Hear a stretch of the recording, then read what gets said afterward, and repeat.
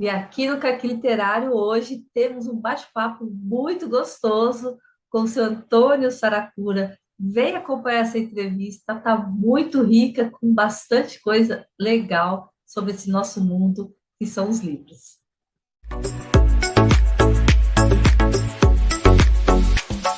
Olá a todos, sejam muito bem-vindas a mais uma entrevista aqui no nosso canal do Caqui Literário. Hoje estamos aqui numa conexão São Paulo-Sergipe com o senhor Saracura.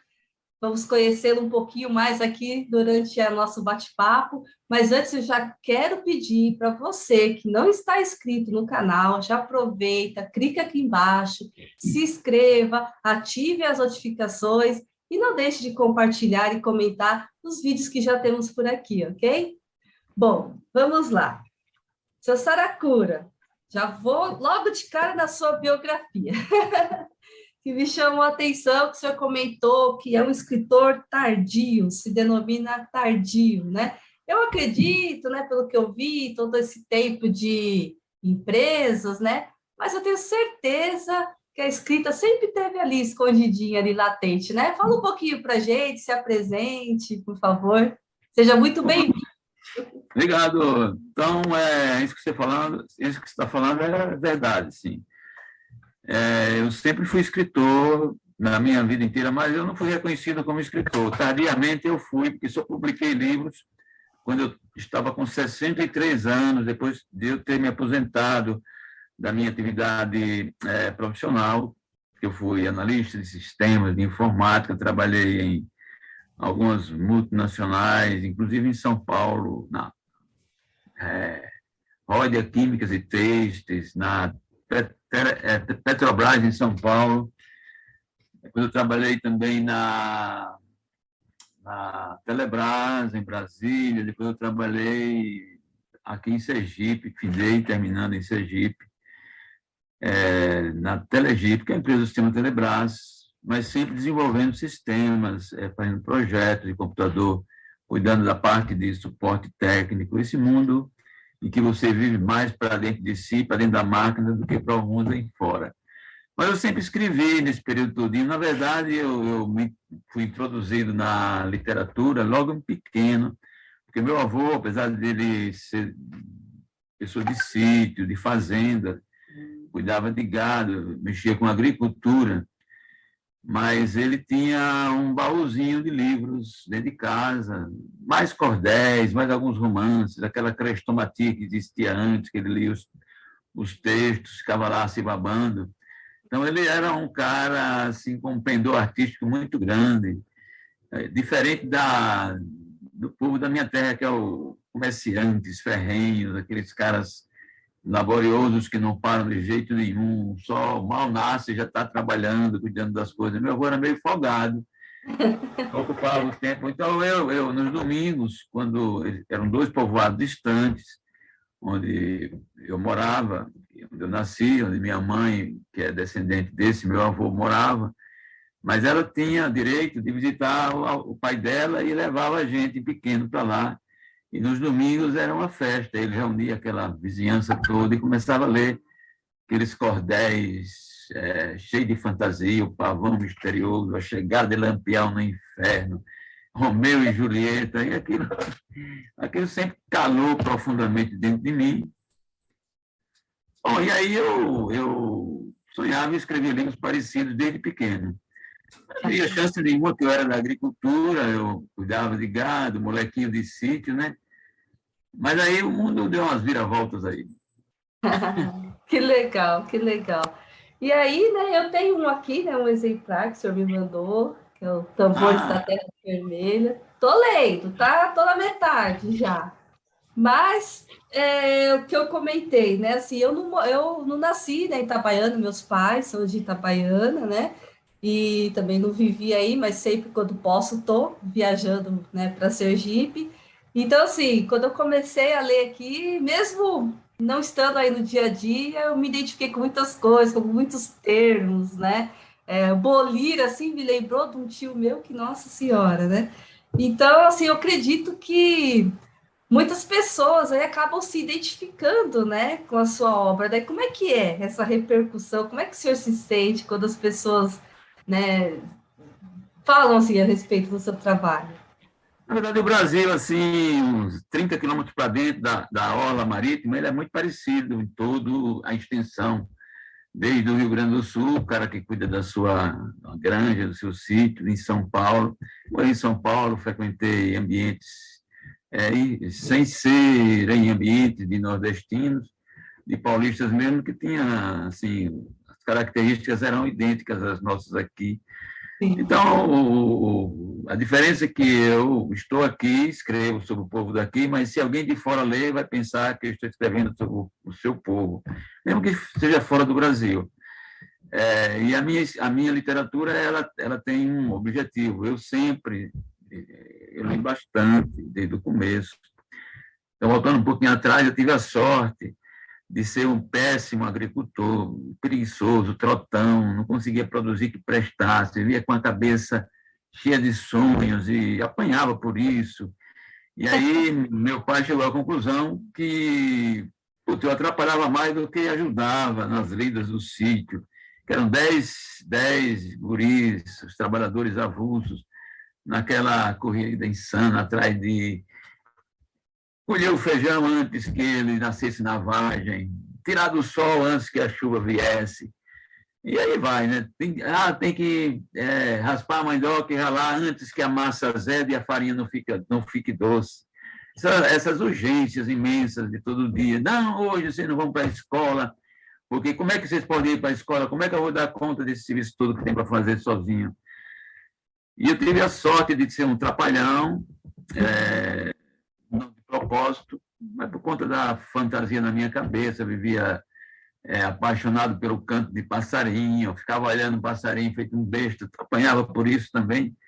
Aí apareceu uma oportunidade de mandar. Aí alguém falou: para quem não põe esse menino para ser padre, porque padre não precisa trabalhar, ganha dinheiro fácil, senão ele vai morrer de fome na luta de sítio, de agricultura. Aí minha mãe ouviu falar que o padre estava precisando de seminarista, porque ninguém mais queria ser seminarista, as pessoas da cidade eram namorar, e ela falou com o padre topou o desafio, não estava preparado para ir para seminário nenhum, porque eu nem tinha os conhecimentos básicos aí da doutrina, nem tinha os conhecimentos também necessários, porque eu não tinha sido aculturado devidamente. A minha professora era uma professora de pé de pau, ela dava aula porque não tinha outra pessoa que desse, ela ensinava a escrever, fazia as contas, se atrapalhava no tiramento das provas dos 9, aquela coisa toda.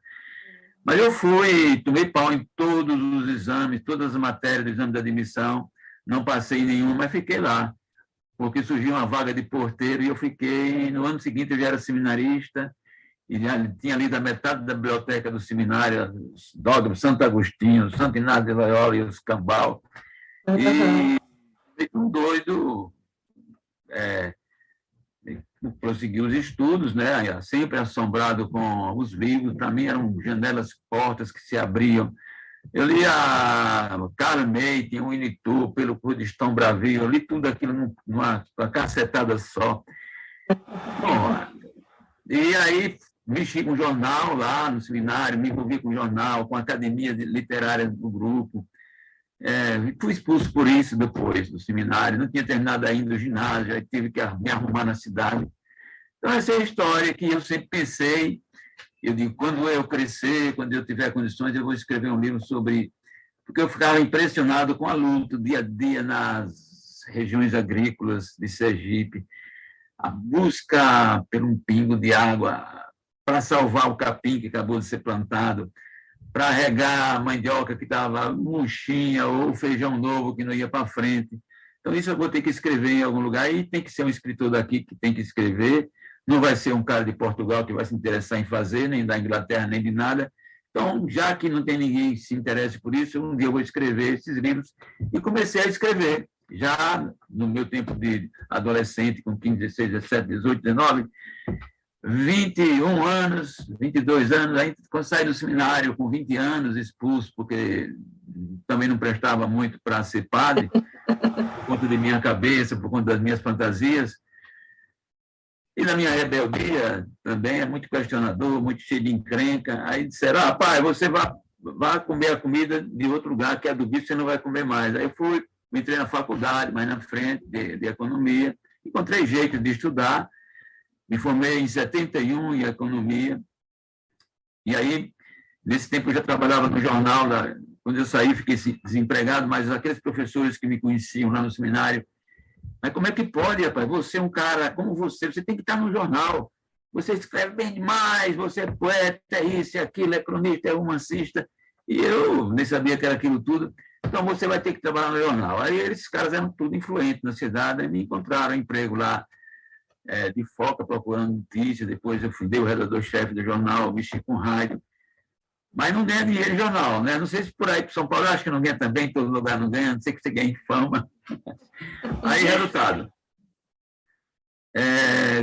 Comecei a fazer os concursos, porque eu precisava criar família. Passei na Petrobras, e daí tive que sair da área de literária, mas nunca abandonei os meus livros. Dentro das minhas listagens de COBOL, PL1, trabalhei muitos anos na Barão de Itapetininga 151, lá no centro de São Paulo, ali, bem, morei no Bexiga, na rua Major Diogo. Depois, em Santo André, eu morei no bairro Jardins um tempão. Mas morei assim, o cara que ia para o trabalho e nem voltava no dia seguinte, nem nada, porque o CPD, o Centro de Processamento de Dados, ele tem esse dom de segurar você, de escravizar, enquanto seu serviço não sai, enquanto você não descobre, não resolve o problema do sistema, você não tem direito de ir para casa, porque senão a fábrica não abre as portas no dia seguinte, a área de faturamento não fatura, os caras não recebem pagamento, e esse negócio todo. Eu sei mais ou menos como é que é, não era dessa área, né? Eu era também a parte comercial, né? Então... Dá para entender, né? Dá para entender um pouquinho, né? Mas aí a gente já conseguiu, então, entender um pouquinho como é que esse seu processo, né, de escrita. Mas você já pensou em escrever alguma coisa diferente, se desafiar com alguma outra coisa, ou não? Na verdade, tem um livro meu, o meu primeiro livro é Os Tabaréus do Sítio Saracura. É um livro que fala sobre crianças sem acossadas nessa luta, pressionadas para fazer trabalho de adultos, sem chance nenhuma de pensar, nem de sonhar. O que sonha é um cara normal, tem que ser até descartado. E, como é o caso, eu fui. Aí eu escrevi esse livro, que é quando eu saí, quando eu me aposentei em 2001, aí eu comecei eu podia ter continuado na área de informática, porque eu era um especialista na época. Um ano depois, já não era mais, porque a ciência ela evoluiu numa rapidez imensa. Um ano depois, ou um pouco mais depois. Aí eu comecei eu vou dedicar, então, aquele sonho, aquele projeto meu de escrever um conjunto de livros que mostre ao mundo um povo trabalhador, inventivo, inteligente, que tem uma autoestima que até ele duvida dessa autoestima, que encontra caminhos onde são invisíveis à primeira vista. Então, eu escrevi Os Tabaréus do Sítio Saracura, sobre crianças, depois eu escrevi Meninos que Não Queriam Ser Padre. Tem muito de minha memória, de minha vida, mas da vida do meu mundo que eu conheço, que eu me especializei, que eu sempre estava investigando, olhando. Escrevi Meninos que Não Queriam Ser Padre, com essa parte de educação, pego a pessoa com 12 anos. No meu caso, eu peguei o vetor estudo, poderia ter pego, aqui dentro tem um pouquinho do vetor comércio, tem do vetor profissões de motorista de caminhão, pistoleiro e os cambal. Uhum. E o segundo livro ele fala, então, são 4 romances, o projeto. Esse era o segundo romance. E o terceiro romance é aquele menino, aquele garoto, ou aquela garota que não entrou em corte e costura, que não entrou em escola para estudar, para ser professora, que não casou, fez um bom casamento na roça, não precisava, já estava com o futuro garantido, um futuro perigoso, mas garantido. E o cara não foi ser padre, o cara não se formou em faculdade nenhuma, nem em medicina, nem nada. E o cara é um cara com 22 anos, a mercê do pai, o pai explorando, e ele querendo casar, mas sem um tostão no bolso, sem perspectiva de ganhar dinheiro, porque o ambiente é brabo, não tem ninguém que ofereça um dia de serviço. Em época, você pode ganhar dinheiro, e ele sem iniciativa de cuidar. Você pode contratar um pedaço de terra de um fazendeiro e plantar uma roça, mas os caras... Então, esses caras que não prestavam para nada, que eram os perdidos dessa raça de heróis, no meu ponto de vista, mereciam romance, e aí eles escuta que existe um lugar no Brasil onde se pode ganhar dinheiro trabalhando. Até então, eles tinham trabalhado dia à noite, obedecendo ordens, sem ganhar um tostão, só recebendo briga do pai, porque estavam trabalhando pouco, porque o serviço estava mal feito, porque não devia ter feito esse serviço essa semana, era para a próxima. E esse lugar seria São Paulo, isso em 1942. Aí começa o romance que é os Pássaros do Entardecer, aquele grupo de pessoas que sai em busca de um bom lugar para viver, que é aquele lugar que ele estava, apesar de oferecer que ele não via, 1000 alternativas que ele não via, a felicidade estava ali pertinho, que ele também não conseguia ver, por conta de deficiência mesmo, ele é a sobra do povo, daquela juventude. Então, eles têm a epopeia, eles juntam-se, chama outro na mesma situação, e ali não tinha espaço para ele, tem muita gente, está muito povoado, e aí eles vão para São Paulo e se batem numa fazenda em Rancharia, Fazenda Nova Damasco, que está começando a ser explorada, e aí o romance é dentro dessa fazenda, em Pirapozinho, em Eldorado Paulista, até no Paraguai. Essa trajetória desses nordestinos fundando cidade, como Mirante do Parapanema, que foi fundada por esse grupo. E tem os gatos, né, que acolhem, depois eles também viram gato, é o empresário e tudo mais. Esse é o terceiro romance. E o quarto romance, para encerrar a carreira, é o romance da quarta idade, aquele pai, a solidão da quarta idade. Aqueles pais que criaram esses filhos todos, alguns viraram dono de supermercado, empresário de sucesso, outros médicos, dono de clínica, alguns jornalistas, alguns escritores, e aí vai, tanta gente. E os filhos chegam para os pais: pai, o senhor mora aqui nesse lugar ermo, o senhor recebeu a aposentadoria do rural, mês passado o ladrão veio e roubou, e minha mãe que vive doente, por que você não vai morar lá em Aracaju, na capital? Podia ser São Paulo, podia ser qualquer lugar, ou Campinas, uma cidade maior. Vamos, eu cuido do senhor, mas eu não quero ir, porque aqui eu conheço, eu sei viver aqui, eu vivi desde o meu pai, eu vivi aqui. Tem aquele pé de mulungu na cancela, que eu fico embaixo, ouvindo o passarinho cantar lá em cima. Tem as fruteiras da minha casa, tem aquelas estradas compridas quando eu vou para a casa dos amigos, chego lá, bato palma, aparece um velhinho conversar comigo, e eu tenho assunto para conversar a noite toda.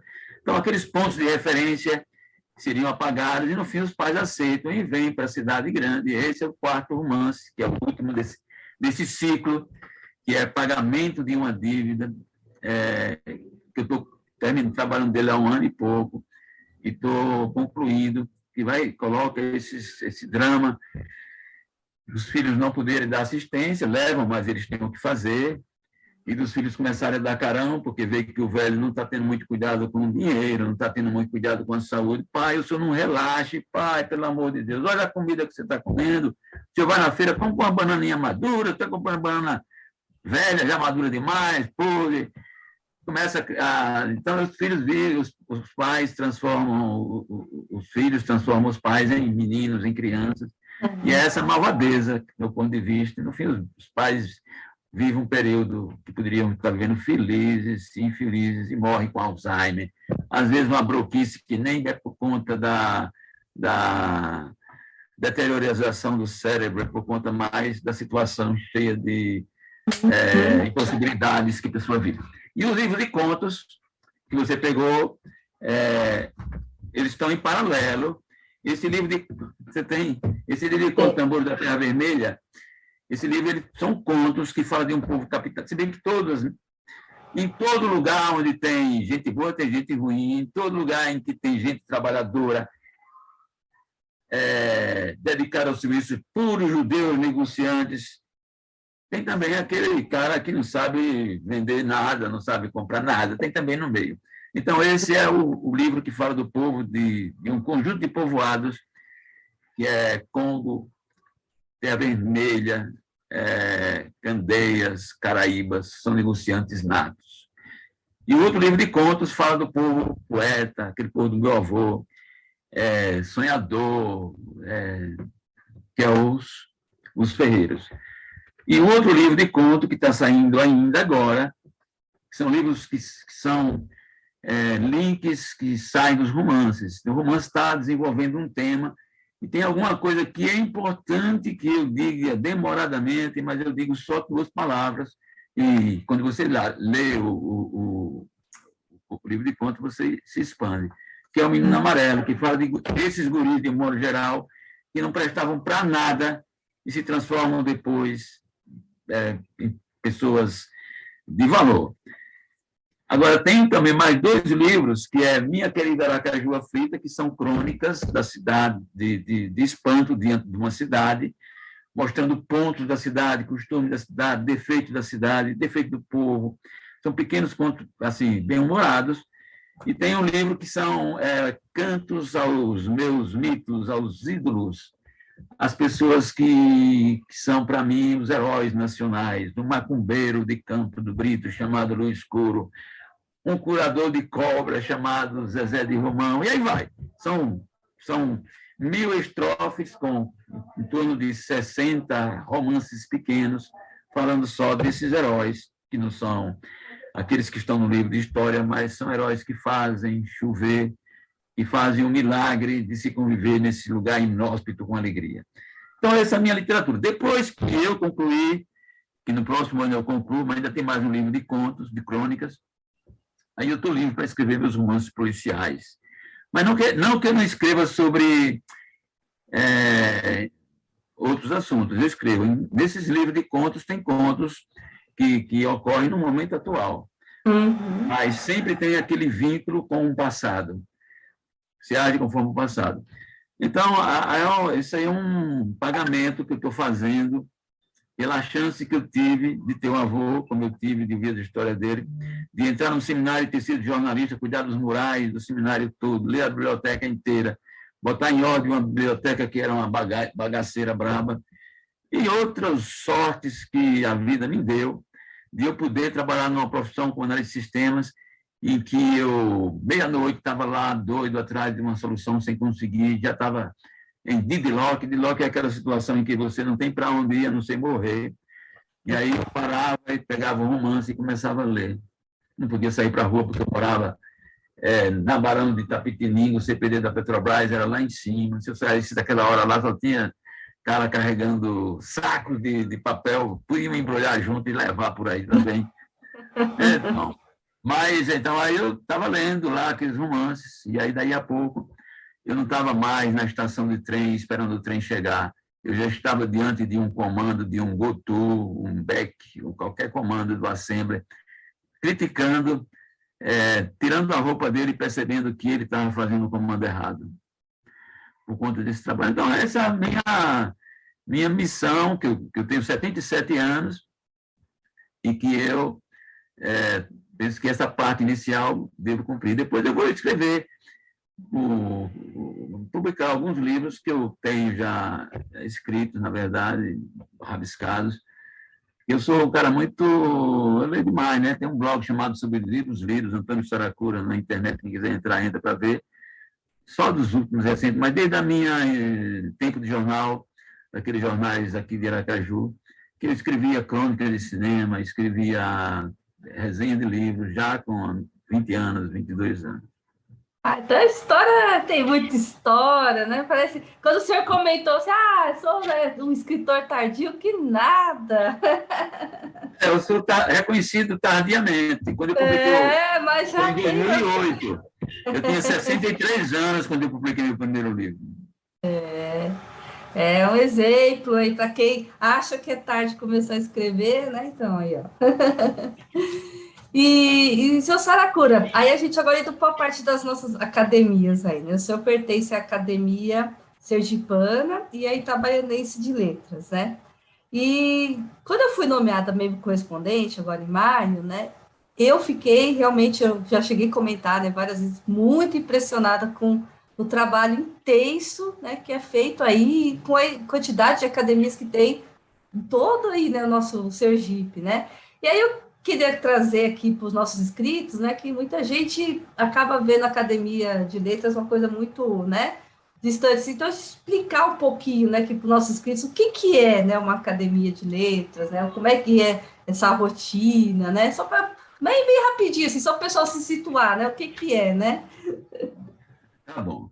Olha, eu participei desse movimento de democratização das academias desde o início. Tem um colega meu, Domingos Pascoal de Mello, que é quase que um irmão, que eu admiro, que é da Academia Sergipana, e eu resolvi o acompanhar nessa missão, que é uma missão já de muito tempo.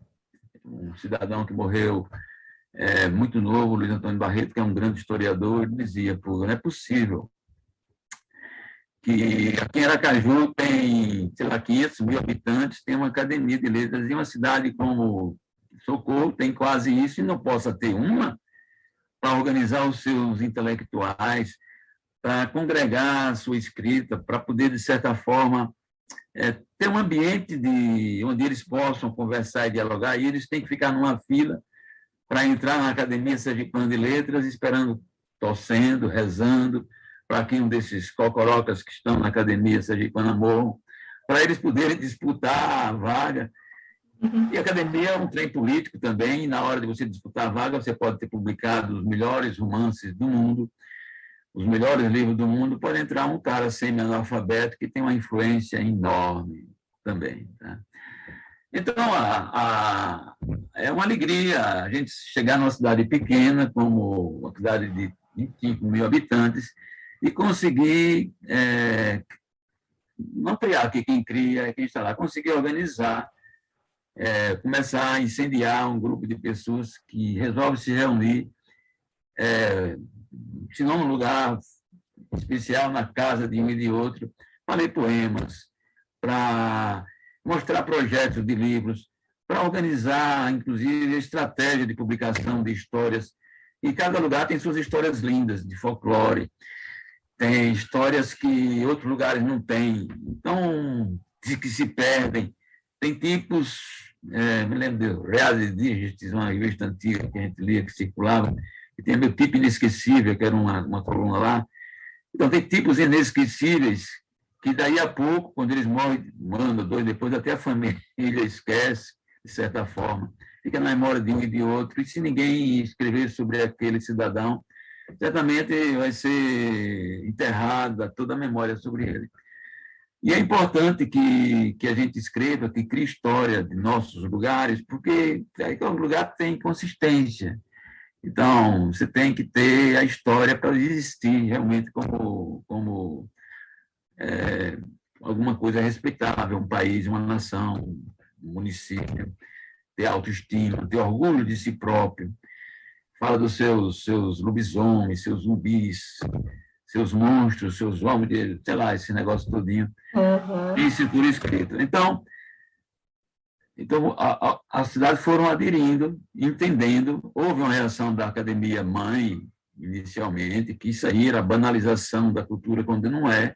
O que a academia daqui faz? A mesma coisa que as outras estavam fazendo, que esse trabalho de agregação, mesmo assim, essas novas fazem muito mais, porque é aquele entusiasmo, aquele momento. Tem academias infantis, de professoras assim vocacionadas, que percebe que existem alunos na sua escola ou nas escolas vizinhas que têm tendência para escrever. Porque deixar esses caras esquecerem os seus poemas de infantis, jogarem no lixo e nunca mais escreverem nada.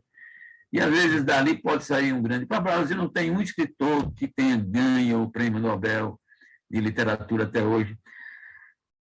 É sinal que a gente precisa descobrir mais escritores para ver se surge um cara em condições de vencer os invejosos, os despeitados, impor-se e ganhar, porque até Jorge Amado, quando foi candidato, apareceram os difamadores, já derrubaram o prêmio, o título dele, porque ele não foi o suficientemente grande, talvez.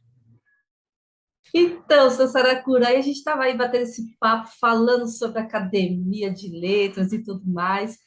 E, como eu disse, né, eu estive aí, né, aí não, que o senhor está em Aracaju, né, eu estive lá em Itabaiana, né, em maio, e eu fiquei muito impressionada, né, com o movimento também dos jovens, né, como o senhor estava comentando aí, né, e feiras, encontros, sarau, né, eu vi que muita participação dos jovens, né, que é uma coisa que aqui a gente não vê tanto, o pessoal ainda está muito nesse negócio do celular, né, aí eu queria saber, a sua opinião, né, o que, assim, como é que a gente pode, né, fazer os livros chegar mesmo, esse destaque na vida desses adolescentes, assim, né? Nosso papel de escritores para promover, né, essa cultura, né, para não ficarem tanto só nessa tecnologia, né, poder apreciar mesmo o livro. O que que a gente pode fazer, né? O que que o povo daí está fazendo para a gente fazer aqui? Porque eu fiquei realmente bastante impressionada, fiquei muito contente de ver a participação das molecadas aí, viu? A gente, cada um, olha, estamos experimentando maneiras, né? Porque a escola é o caminho, né? De a gente criar novos escritores. Não que a gente tenha que abandonar, possa abandonar a possibilidade de cativar pessoas adultas para a literatura. Porque, então, eu acho que um livro ele tem que ter ingredientes suficientes para apaixonar as pessoas, para ser útil, a leitura sirva, enriqueça a pessoa e encante, ou faça uma coisa e outra separado, mas se fizer tudo junto é melhor. Porque te digo uma coisa, eu já li livros que se algum nubente, nubente é algum iniciante, alguma pessoa que se predispusesse a ser leitor e fosse atrás desse livro, ele não seria leitor, não. Ele deixaria o livro. Eu quero saber nada de ler livro, eu sei que ele vai dizer bem assim: eu tenho certeza que outros livros podem ser bons, mas até que eu me bata com os bons, eu vou ter que enfrentar essa cascalhada toda, essa bagaceira toda, não. Por outro lado, existem livros que você nem é um grande leitor, e se você ler, você vai se apaixonar e vai dizer bem assim: meu Deus do céu, como um livro pode mudar a pessoa, pode enriquecer a pessoa e tudo mais. Então, tem dois lados que tem que se preocupar com isso. Eu acho, se bem que existe questionamento, eu estava falando na academia sobre isso, a necessidade de um escritor produzir uma literatura que conta uma história assim inesquecível, bonita, que não esqueça fácil, que cause aquele espanto na pessoa e ensine alguma coisa também, né? Então, nós temos essa missão. O pessoal da academia lá, um cara voltou meio expulsado da sala, porque o escritor tem que só escrever e pronto. Escrever o que vier na cabeça dele e pronto. Quem quiser que os consumidores apareçam ou não. Se você fosse criar livros, tem um pouco de verdade no que ele fala, e eu sei disso, já sabia antes dele ter falado. Se você se fosse preocupar com esse público, o público é tão variado que você não vai conseguir atingi-lo. E outra coisa, aí você vai ficar tão limitado para o universo que você conhece que vai não atingir esse mundo inteiro que está por aí. Então, tem um ponto que, se você for um gênio, você pode escrever sem nem preocupar e atingir todo esse universo para ficar se apaixonar para ler livros. Sim, mas então, as escolas daqui, algumas delas já se preocupam, outras nem ligam ainda, tá? Então, você vê professores vocacionados que organizam bibliotecas, organizam saraus literários, festas literárias nas escolas e tudo mais, e outros nem ligam para isso. Agora mesmo a gente vai fazer uma feira do livro em Itabaiana, nos dias 4, 5 e 6, que é uma prévia da nossa Bienal, que ela é Bienal de 2 em 2 anos, e no meio, entre uma Bienal e outra, tem um gap alto, grande, né? Então, os escritores querem mostrar seus livros, os leitores querem ver os livros, e não tem um lugar, porque não tem a Bienal de 2 em 2 anos. E a gente tem esperança de que várias escolas possam ir, porque não paga nada, e é um passeio para os alunos, é um passeio culto, e indo os alunos podem conversar com os escritores, podem se envolver com os escritores, fazer entrevistas, levar os celulares, tirar foto com os escritores, lá lá na escola dar suas impressões, perguntar sobre o livro que o escritor está mostrando. E mais importante ainda, a gente está, terceira vez que a gente faz esses eventos, quer dizer, o meu grupo, né, o grupo que cuida de Itabaiana, né, porque aqui existem várias cidades, como em São Paulo existe, em todo lugar existe, você não pode tomar uma iniciativa, a não ser que você seja o governador do estado, que alcance todos. Então, a gente vai dar vários livros. Cada escola que for matriculada, a gente vai entregar uma quantidade de vários livros, capaz de cada aluno daquele comprar um livro, dois livros. Como é que a gente consegue esse valor? É difícil. Ninguém tem dinheiro para dar a ninguém, todo mundo está orçamentos apertados. Mas sempre, se a conversa for boa e se a pessoa perceber que o motivo é bom, solta 100, 200, 300, 400, R$ 500, até R$ 1.000 hoje em dia já dá para sair do bolso de um comerciante, mesmo que não seja um grande comerciante, sem causar uma bancarrota no comércio dele. E aí a gente consegue, a proposta, pensando em poder dar 1.000 estudantes, cada um, R$ 20. Então, mas não sei se a gente vai conseguir.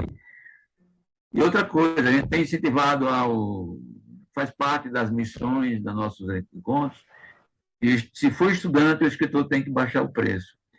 E se o escritor chegar com R$ 10 na minha mesa, e se eu não quiser vender por causa de R$ 10, porque eu preciso arrecadar o dinheiro para pagar a edição que está na gráfica, e eu vou dizer, olha, eu não posso, mas o meu vizinho ali baixa.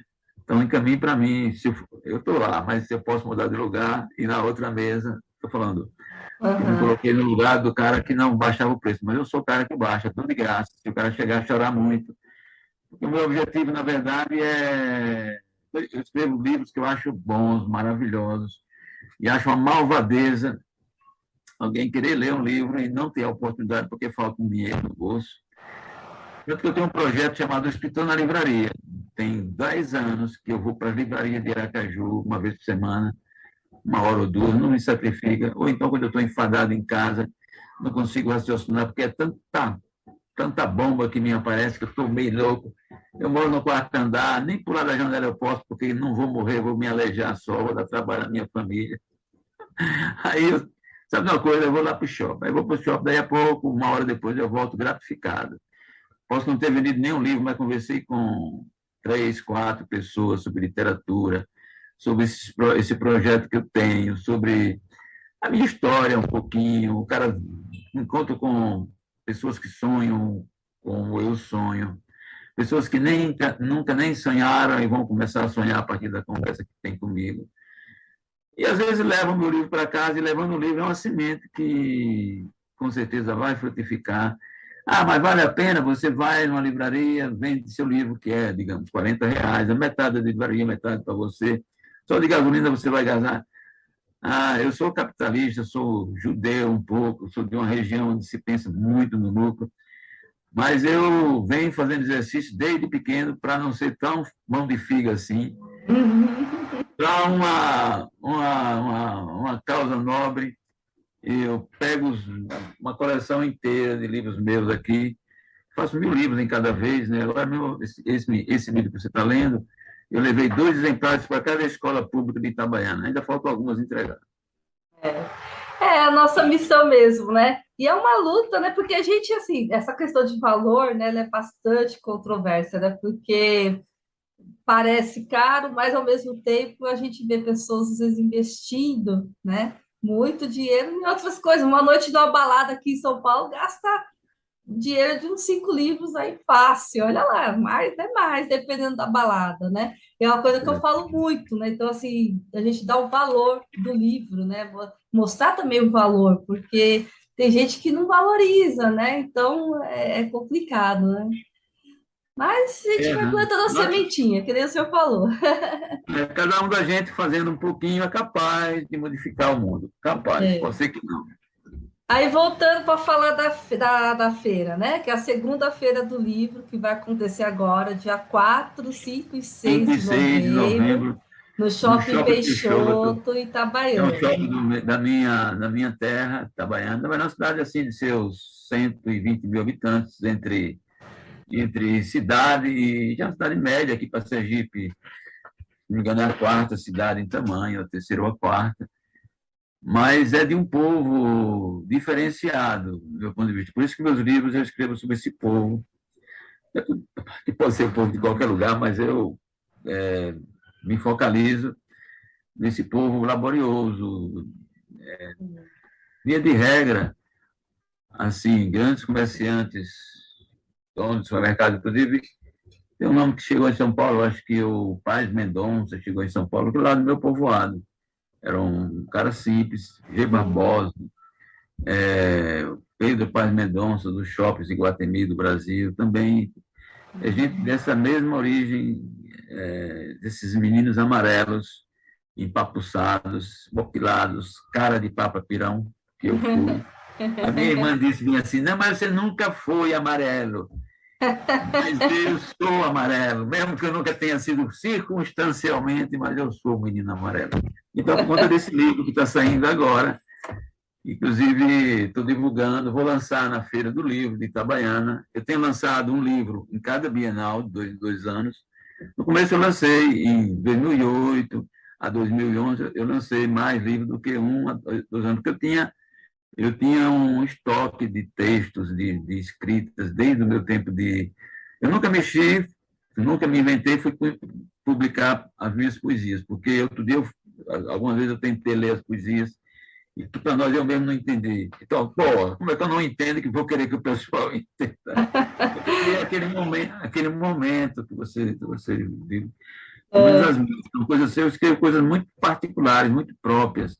Tanto que você lendo o meu livro, você Já não se precisa também identifica, né? saber que, se ouvir essa entrevista, vai dizer, pô, esse livro já pode ser daquele cara que deu aquela entrevista a É, Margarete Brito outro dia atrás. e falando voltando um pouquinho na feira literária, né, que o senhor é um dos organizadores, né?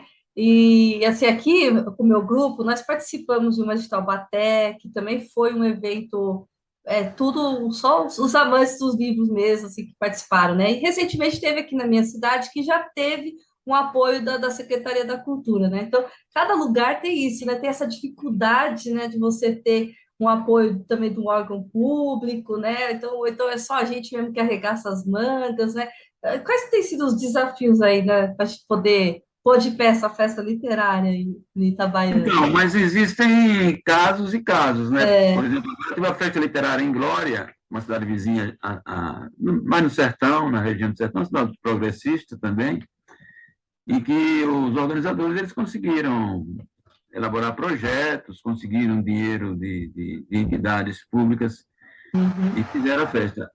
Em Itabaiana, que faz a maior de todas, que é a Bienal, a gente vai aos órgãos, a gente tem pessoas na Bienal que vai aos órgãos públicos, a gente faz projetos para receber dinheiro,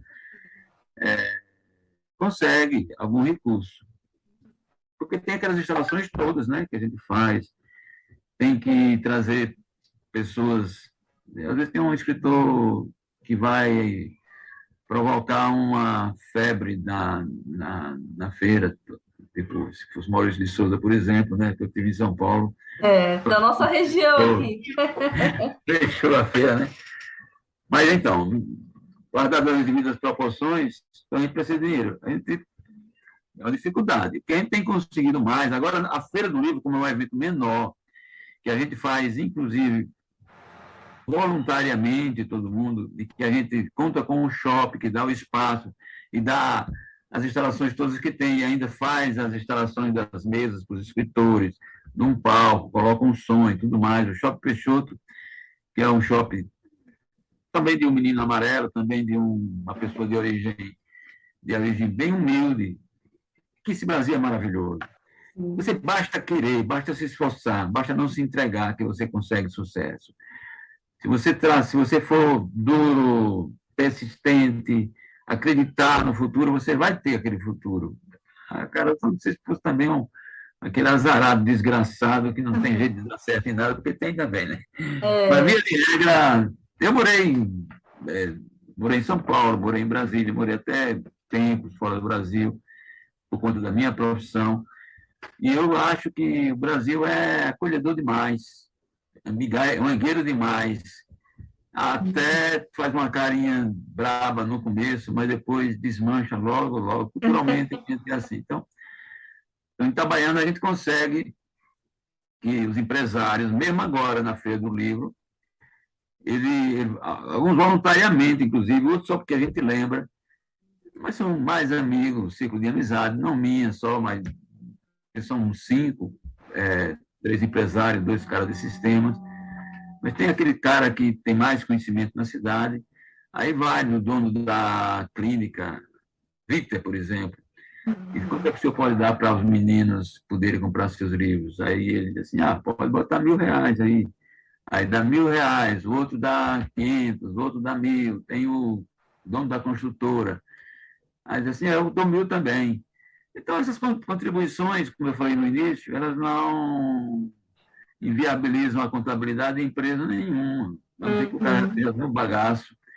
Mas tem gente que diria assim, olha, pessoa jurídica, não, pessoa física, eu quero colaborar, eu posso dar 200. Pô, R$ 200 são 10 vales livros de R$ 20. Puxa vida, são 10 meninos que podem levar para casa um livro. Se não forem pichincheiros, se eles souberem negociar, eles vão levar muito mais livro. E aqui nessa terra todo mundo sabe negociar. Tá. Todo mundo tem a prática. Você pode olhar e achar que o cara é um Pakov, um Broco, mas pode ter certeza que ali dentro tem uma máquina raciocinando e armando esquemas para conseguir os objetivos. É verdade. E aí vai, né? Cada vez mais, assim, vai crescendo, e vai ampliando, e vai aparecendo, né? E a gente vai insistindo aí, né? De E aí, qualquer bom, jeito, é um sofrimento fazer uma feira, uma eu festa. imagino, Eu estou aqui, ó, careca por conta disso. eu imagino, porque que nem eu comentei com o senhor, tivemos recentemente aqui, né? Com o apoio da Secretaria da Cultura, que ela que montou espaço, que montou tudo. E mesmo assim, né, a gente que ficou ali no bastidor, dando um apoio, vendo alguma coisa em reunião, e deu trabalho, imagine abraçando tudo, né? Não é fácil, não. É E amor à depois os arte. clientes não vêm, e depois as escolas não aparecem, todas que você pensou que fosse aparecer. E depois o escritor fica triste porque os seus livros não conseguiram sair, nem nada. Também não se esforçou. Não levou os seus leitores para lá, porque Sim. se eu levo os meus 1.000 leitores, se eu os convido, e outro escritor convida os seus 1.000, e 30 escritores convidando cada um 1.000, mesmo que vá metade, ou 10% desses 1.000, já é um bom público para eu poder vender os meus livros, meu Menino Amarelo. Então já vamos deixar aqui, né? Reforçar o convite para a galera para ir na festa do livro e já convidar amigo, parente, todo mundo aí para poder participar desse programa lá, né? Já deixar o convite aí. E aí Tem eu que ser quero agora assim. falar do seu livro, do Menino Amarelo, inclusive eu peguei O Menino trechinho. Amarelo. O senhor postou aqui que eu quero ler um trechinho do livro aqui, que vai ser o lançamento, né? Aí na segunda-feira do livro, né? E eu posso ler esse trechinho aqui para deixar o pessoal curioso, que o senhor postou, acho que foi hoje Claro, no claro, Instagram. claro. Deixa eu ler aqui.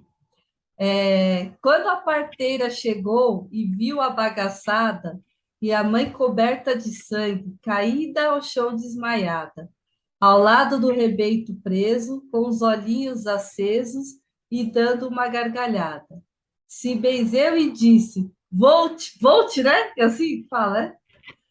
Feio assim eu nunca vi. Se não conhecesse os pais, eu me picava daqui. E por cima ainda é ousado, piscou o olho safado, que fez minha saia subir. Eu achei o máximo isso daqui, né? O vote, então é um termo, né? Foi Que a gente, uma exclamação de sai pra lá, tipo aquele susto, Satanás, né? mande o Filho do Espírito Santo, excomunga-te. Então, Então, a pegada, esse livro é mais contos, mas aqui é é mais só uma. contas. É só contas. Essa parte de versos Aí eu fiz uma leitura dos contos que eu escrevo. É a primeira vez que eu faço isso, fiz uma leitura e não necessariamente batendo com o conto, mas dando o espírito do conto, e criei esses versinhos de divulgação, né? Então, são 29 contos, para cada um eu fiz 2 estrofes, e eu vou divulgando nas redes sociais. As redes sociais servem para tanta coisa. Que beleza que a gente tem rede social, que beleza que a gente tem internet. E a pessoa sai pelo meio da rua gritando nos desertos, muita gente iria jogar pedra. Na rede social, mesmo que jogue pedra, não atinge nenhum ali.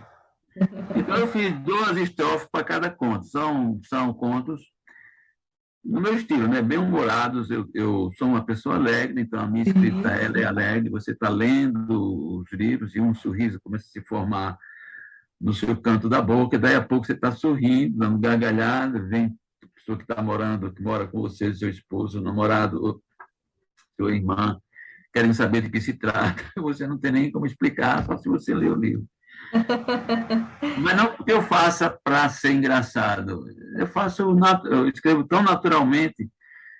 Inclusive, o meu estilo é um estilo próprio, diferente de todos os estilos que tem por aí. Se eu encontrar um texto, que eu leio um texto, mesmo que eu não me lembre do conteúdo, eu vou dizer que é meu. Muita gente que leu algum meu livro, se lê um texto meu, vai dizer, esse só pode ser do Saracura, isso aí, porque ou então a outra alma gêmea. Porque não é possível que essa parada aqui, essa exclamação aqui, esse jeito de engatar uma segunda frase, de segurar o pensamento, não é comum. Então, Aí você já tem a sua identidade, né? Eu não estudei, é o meu jeito. Então, tem lá, por exemplo, saíram 2, né? Saiu Lambiloiça também, né? Se não me engano. Saíram dois contos, são 29. Então, esse livro são 29 contos que faz parte do pagamento dessa dívida, onde eu abordo meninos nascendo ou crescendo, ou velhos já na universidade, sendo professores, ou na agricultura, ou em qualquer atividade, cuja origem era uma origem que não daria chance de ser nada daquilo que eles são atualmente, na verdade. Tá certo que o mundo é cheio de bandidos e de pessoas boas, né? A minha literatura, os bandidos entram, mas eu não dou muita voz, não. Não dou muita moleza para eles, não. Eles saem rapidinho, dou um jeito de escorraçá-los, porque eu acho que a gente tem que se basear em modelos nobres, não vamos nos iludir, mas há caminhos fáceis de andar no meio desses caminhos difíceis que a gente anda enganado por um e por outro. Com certeza. Só é a pessoa ter fé em Deus, não é pouco. Tem que ter fé em Deus e tem que ter presença de espírito, tem que raciocinar antes. E por que Menino Amarelo? Não, olha. Pode contar, tem que ler o livro para saber. Não. Porque, olha, eu falei, quando eu era pequeno, um dos xingamentos, quando a gente é pequeno, aqui nessa nossa região que a gente mora, um dos xingamentos mas que menina amarela enjoada. Amarelo porque, novamente, você é subnutrido. Uhum. A minha irmã disse que eu não era. Em casa, talvez ninguém tenha sido, porque meu pai tinha um sítio de agriculturas onde se plantava tudo para se comer. E ele criava um pouquinho de gado, sempre teve um criar. Mas eu me sentia sempre aquele menino amarelo, aquele menino empapuçado, com a carinha empiladozinho, cheio de verme. Se você lesse Os Trabalhadores do Sítio Saracura, você ia entender muito bem que Os Trabalhadores do Sítio Saracura foram sobre esses meninos. Vivendo em lugares que não oferecem condições nenhuma, nem pensar em escola, né? Nem pensar em escola. Falei para você, quando eu fui para o seminário, quando eu fui fazer exame de admissão, eu tomei pau em todas as matérias. Eu acertei quem descobriu o Brasil, parece que foi, na época eu botei Pedro Alves Cabral, quase que boto Cristóvão Colombo, mas escrevi Pedro Alves Cabral na hora lá. E foi bom ter tomado pau em tudo, porque eu chamei a atenção da direção. Se eu fosse um cara medíocre, aquele medíocre que é mau, né? Aquele cara bem termo, nem barro, nem tijolo. Ou você é um gênio, ou um tapado, como eu era na época. Mas não está parado porque eu quisesse. Está parado porque eu não tinha tido chance tanto que eu... A minha... Pô, a gente tem muito tempo. Você tá deixando eu falar? Não, peraí, depois a gente conversa sobre isso aí. Vai fazer suas perguntas. A gente vai longe. Não, mas essa já era a última pergunta que eu queria saber mesmo do lançamento, né? Tá Do bom. livro, né? O que é, o pessoal já ficar curioso para já querer ir na feira e já comprar o livro, né?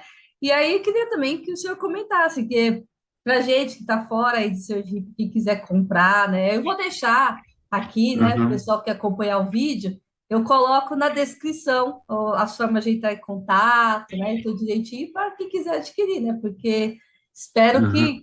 que vá longe aí o menino amarelo. Olha, todos os meus livros eu vendo na internet. Você precisa entrar no Instagram, Antônio Saracura, e pedir. Eu vou dar um jeito de descobrir o endereço e mandar para a pessoa. Já mandei a coleção inteira, livros avulsos. E também estão na Amazon. Coloquei na Amazon em e-book e em livro também. Então, Ah, legal. estão lá. Esse novo eu ainda não coloquei, mas vou colocar. Aí ninguém sabia como colocar, eu fui lá e fucei, passei minha vida toda em informática. É, Devia saber mais, não sei por quê. É porque essa ciência da informática, todas as ciências, elas evoluem muito rapidamente, né? Inclusive o direito. De uma hora para outra você vai pegar um livro de direito, aquela lei já não está mais valendo. E assim a informática, as verdades, elas... Está muito mais fácil do que no tempo antigo, porque já vem as máquinas desenvolvidas que executam funções como faça o sol nascer e o sol nasce. Você não tem que pegar o sol, levantar, com aquele trabalho todo, ele quente, você jogando as mãos, batendo água, não. Então, mas mesmo assim, para a pessoa que não acompanha para e passo, é complicado. Então foi complicado, mas eu consegui fazer. é isso aí. Aí já está indo de novo para 5 minutinhos aqui, que já está encerrando, né? E a gente acabou já conversando, acho que tudo que a gente tinha proposto. Então, eu só queria pedir, primeiro, né? Falar que o pessoal, quem não curtiu ainda, quem não compartilhou, quem não comentou, aproveita esse momento já, vai lá e curta, se inscreva, né? Quem ainda não fez, né? E pedir, né? Agradecer, primeiramente, por você ter topado participar aqui do nosso canal, né? E pedir que deixe um recadinho aí final aí, desses nossos minutinhos, né? Restantes aqui, deixar um recadinho para a turma aí. Não, nós temos uma missão a fazer. Já escrevemos, agora é fazer com que nossos livros sejam lidos. Não tem sentido você escrever um livro e se conformar e manter aquela montanha de livro em casa, sua mãe brigando. O que, é que você vai fazer com esse livro? Pelo amor de Deus, meu filho. Ou então sua esposa. Existe lá fora um monte de gente querendo ler. Então, você tem que contratar uma empresa para fazer a divulgação e colocar o livro lá, senão você não vai ter que fazer. E existe maneira de fazer, você não vai preso por isso de jeito nenhum. Você vai às livrarias, faz uma parceria com a livraria, o seu livro está na livraria. Existem os pontos de encontro, vai nas bienais, eu tenho ido para a Bienal em São Paulo, passear também, né? Porque São Paulo é um pouco minha terra, que eu vivi lá há muitos anos. Quer dizer, quando saí daqui, eu já saí empregado, eu fui pela Petrobras. Eu já era analista de sistemas de informática. Eu prestar, fui fazer uma missão, um trabalho na Petrobras, porque a Petrobras tinha ficado sem ninguém. Mas não, de jeito nenhum, quer dizer, eu deixei de ser amigo da cidade, de viver a cidade, de vibrar com a cidade, de me apaixonar pela cidade, de torcer pelos times de futebol da cidade, pelas escolas de samba da cidade. Então, essa é a nossa missão. Se eu tenho alguma coisa, se eu preciso e tenho alguma coisa que é útil a alguém, há uma escola, tem uma escola que está organizando um evento literário e você é convidado, não para ser um simples banner lá em pé, não é o caso, mas se você puder ter uma interação com os alunos, eu vou, sem problema nenhum. Vou com o meu carro, gasto minha gasolina. Puxa vida, como é que esse dinheiro dá para isso tudo? A gente sempre arruma um jeito. Então, eu sei que quando eu morrer, talvez meus livros fiquem esquecidos. Talvez não, mas fiquem esquecidos. Mas enquanto eu estiver vivo, eu não deixo nenhum livro meu por muito tempo. Se bem que agora na Amazon eles sempre vão estar em condições de alguém ler, mas eu nunca vou deixar os meus livros. Eu quero os curadores de cobre de gente. E eu, mesmo que eu não tenha 10 exemplares, eu começo a me preocupar em fazer uma pequena edição para repor aquele estoque. Tem os amigos, as pessoas que se apaixonam pelo livro. Um cara veio aqui em Aracaju e comprou o meu livro, lá de São Paulo. Ele é alguma coisa do Emílio Ribas, do Hospital, um pesquisador, e ele mandou pegar os livros todinhos. Eu tinha todos e mandei. Se outro quiser, ele tem todos, eu mando. Então, eu sempre estou nessa busca incessante de leitores. E acho que o escritor todos tem que fazer isso. Essa de esnobar. Eu estou lendo aquele escritor famoso brasileiro, pessoal menospreza da Academia Brasileira de Letras, inclusive, que vive na Suíça, por aí, Paulo Coelho, né? Paulo Coelho. E ele disse que a coisa mais que o gratifica é receber uma linha de um leitor espalhado no mundo, dizendo que não precisa nem elogiar, dizendo que lê o livro dele, porque senão a pessoa não diria isso se não tivesse gostado do livro.